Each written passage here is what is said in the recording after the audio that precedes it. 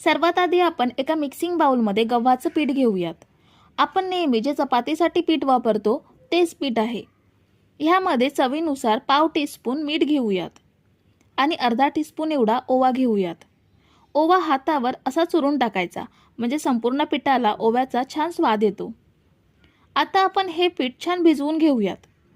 जसं चपातीचं पीठ भिजवतो अगदी सेम तसंच, पण थोडं घट्ट पीठ भिजवायचं आहे. थोडं थोडं करून पाणी घेऊन हे पीठ भिजवून घेऊयात. तर हे बघा, आपण हे पीठ भिजवून घेतलंय. आता यामध्ये 1 चमचा तेल घेऊयात. आता हे पीठ आपल्याला 1 ते 1.5 मिनिटं चांगलं मळून घ्यायचं आहे. तर हे बघा, आपण हे पीठ छान मळून घेतलंय, छान मऊसर मळून घेतलंय. आता याचा गोल गोळा बनवून घेऊयात आणि हा गोळा 20 मिनिटे असाच झाकून ठेवायचा आहे. आता एका मिक्सिंग बाउलमध्ये 1 उकडलेला बटाटा स्मॅश करून घेतलाय तो घेतला. 1 कांदा बारीक चिरून तो ॲड केला. अर्धी सिमला मिरची बारीक कापून घेतली आहे. अर्धा गाजर साल काढून किसून घेतलाय. 2 तिखट हिरव्या मिरच्या बारीक कापून ॲड केल्या. थोडीशी कोथिंबीर बारीक चिरून ॲड केली. आता यामध्ये काही सुके मसाले ॲड करूयात. अर्धा चमचा लाल तिखट घेऊयात. हिरव्या मिरच्या आणि लाल तिखट आवडीनुसार कमी जास्त करू शकता. अर्धा चमचा जिरे पावडर घेऊयात. अर्धा चमचा चाट मसाला घ्यायचा आहे आणि चवीनुसार मीठ ॲड करूयात. आता सगळं छान एकजीव करून घ्यायचं आहे. सगळं व्यवस्थित मिक्स करून घेऊयात. तर हे बघा, आपण सगळं छान मिक्स करून घेतलंय. स्टफिंग आपलं रेडी आहे. आता आपण मळून ठेवलेल्या पिठाला 20 मिनिटं झाली आहेत. ह्या पिठाचे आपल्याला समान 2 भाग करून घ्यायचे आहेत. आता एक एक गोळा घेऊन लाटून घेऊयात. सुकं पीठ लावून आपण लाटून घेऊयात. ही पोळी आपल्याला नेहमीच्या पोळीपेक्षा जाड लाटून घ्यायची आहे. तर आपण पोळी लाटून घेतली आहे. ही बघा, एवढी जाड लाटून घ्यायची आहे.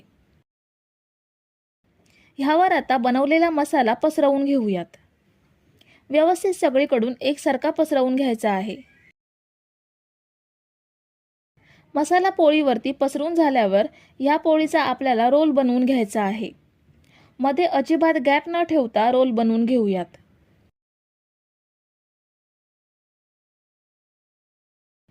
रोल बनवून घेतल्यावर ह्याचे पीसेस करून घ्यायचे आहेत. 2-2 इंचावर रोल कापून घेऊयात. हे बघा, रोलचे आपण सगळे पीसेस कापून घेतलेत. आता एक एक पीस घ्यायचा आणि पोळपाटावर थोडंसं सुकं पीठ ठेवून रोल त्यावर लेयर्सच्या साईडने ठेवायचा आणि वरून ह्या पद्धतीने प्रेस करायचा. वरून सुद्धा थोडं सुकं पीठ टाकू शकता, म्हणजे मसाला हाताला चिकटणार नाही. हे बघा, आपली मस्त अशी टिक्की तयार झाली आहे. बाकीचे पीसेस पण आपण असेच बनवून घेऊयात. तर आपण एका रोलच्या टिक्की बनवून घेतल्यात. आता त्या कशा फ्राय करायच्या ते पाहूयात. इथे मी खोलगट पॅनमध्ये तेल घेतलंय. टिक्की बुडतील एवढंच तेल घ्यायचं आहे. जास्त तेल घ्यायची गरज नाहीये. तेल आपलं चांगलं गरम झालंय. ह्यामध्ये आता टिक्की सोडूयात. तेल जर चांगलं गरम नसेल तर मसाला तेलात विरघळू शकतो, म्हणून तेल चांगलं गरम झाल्यावरतीच टिक्की तेलात सोडायच्या. मीडियम टू हाय फ्लेमवरतीच आपल्याला हे फ्राय करून घ्यायचे आहेत. एक बाजू 2 मिनिटे चांगली भाजली गेली की मग परतून दुसरी बाजू सुद्धा चांगली फ्राय करून घ्यायची. तुम्ही जर इथेपर्यंत रेसिपी बघताय तर तुम्हाला एक विनंती आहे की व्हिडिओला एक लाईक जरूर करा. तर आपल्या टिक्की छान सोनेरी रंगात फ्राय झाल्यात. आता आपण यात तेल नितळून काढून घेऊयात आणि बाकीच्या टिक्की पण अशाच फ्राय करून घेऊयात. तर मंडळी, आपला गव्हाच्या पिठाचा हा जबरदस्त नाश्ता बनवून तयार आहे. चवीला सुद्धा हा पदार्थ खूप छान लागतो.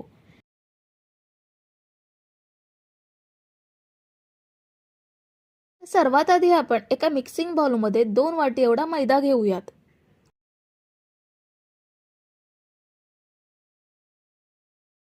ह्यामध्ये आता चवीनुसार मीठ घेऊयात. समोशाच्या वरच्या आवरणाला मस्त खमंगपणा येण्यासाठी 1 चमचा ओवा घेऊयात. ओवा हाताने असा क्रश करून टाकायचा, म्हणजे पिठामध्ये ओव्याचा सुगंध सर्वत्र पसरतो.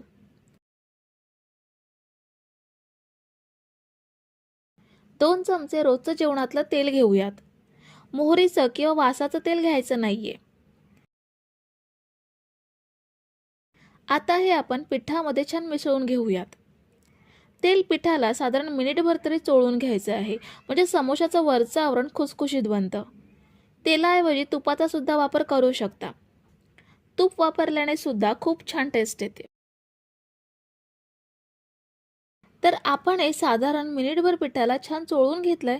ह्याची अशी घट्ट मूठ तयार होते आणि आपण तोडल्याशिवाय सुटत नाहीये, म्हणजे अगदी परफेक्ट प्रमाणात तेल आपण पिठामध्ये मिसळलंय. आता आपण ह्यामध्ये पाणी घेऊन पीठ छान मळून घेऊयात. 2 वाटी मैदा घेतलाय, त्यासाठी आपण पाऊण वाटी एवढं पाणी पीठ भिजवण्यासाठी वापरणार आहोत. पण आधी आपण अर्धी वाटी पाणी घेऊयात. थोडं थोडं पाणी घेऊन पीठ भिजवून घेऊयात. आपल्याला मैदा अगदी घट्टसर मळायचा आहे. पाण्याचा वापर कमी करून पीठ मळून घेऊयात. अर्धी वाटी पाणी मी इथे सगळं वापरलंय आणि अजून पाव वाटी एवढं पाणी आपल्याला लागणार आहे.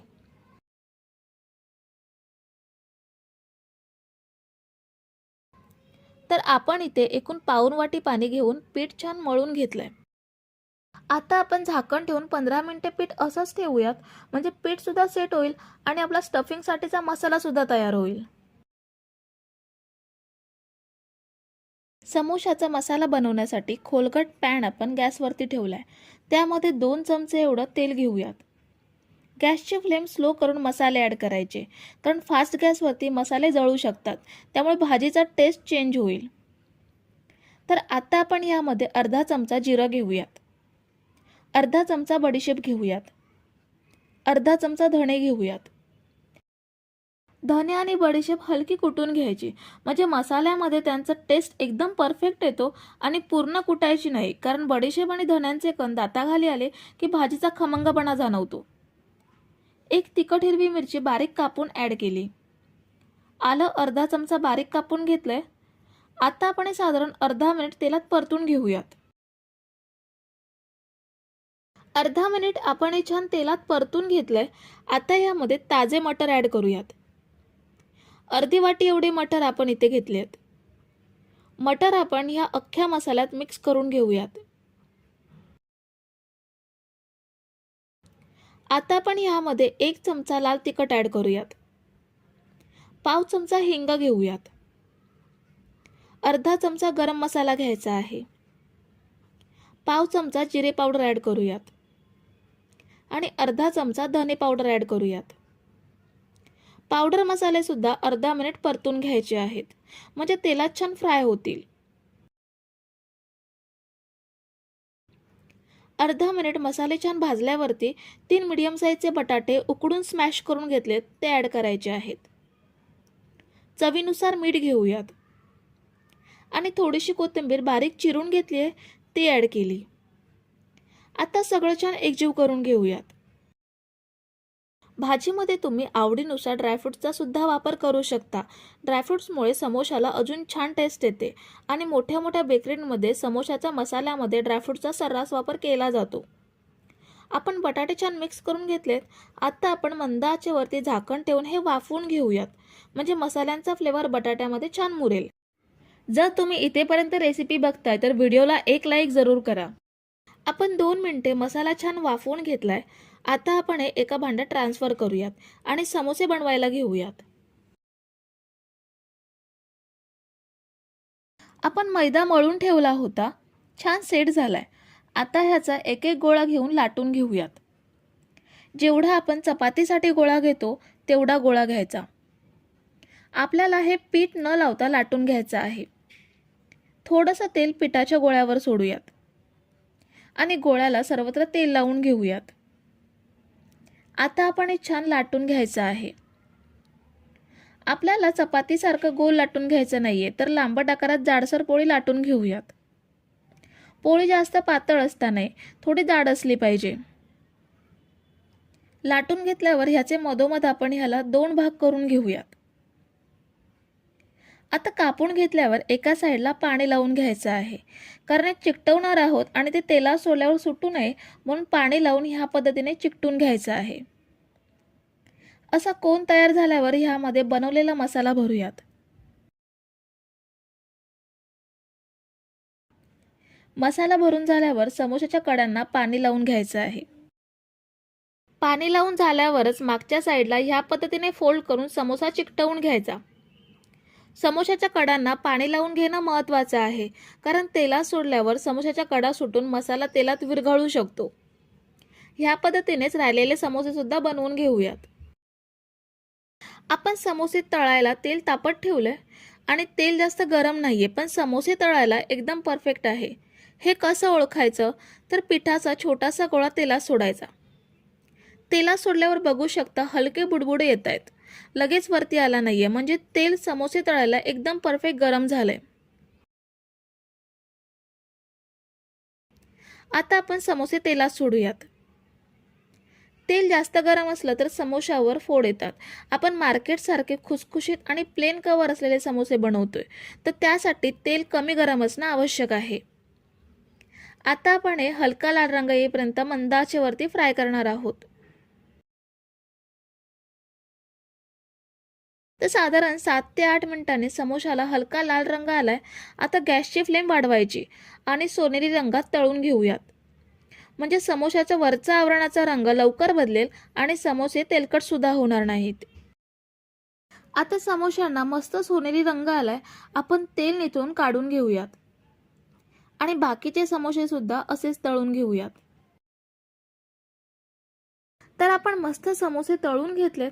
सांगितलेल्या प्रमाणामध्ये 12 समोसे आरामात तयार होतात आणि मस्त बेकरीसारखे टेस्टी मसाला आणि खुसखुशीत आवरणाचे समोसे सांगितलेल्या टिप्स वापरून तुम्ही सुद्धा घरी अगदी सहजरित्या बनवू शकता. तर आजच्या रेसिपीमधल्या टिप्स आणि ट्रिक्स आवडल्या असतील तर एक लाईक जरूर करा आणि रेसिपीज तुमच्या आवडत्या व्यक्तीसोबत शेअर करू शकता.